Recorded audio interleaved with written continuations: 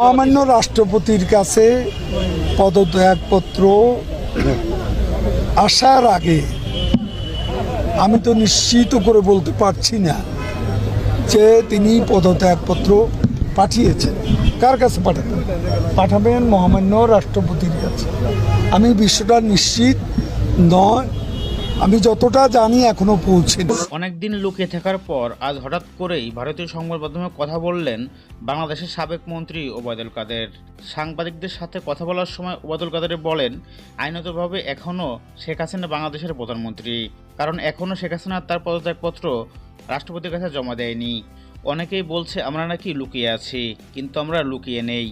আমরা আমাদের মতো করে কাজ চালিয়ে যাচ্ছি।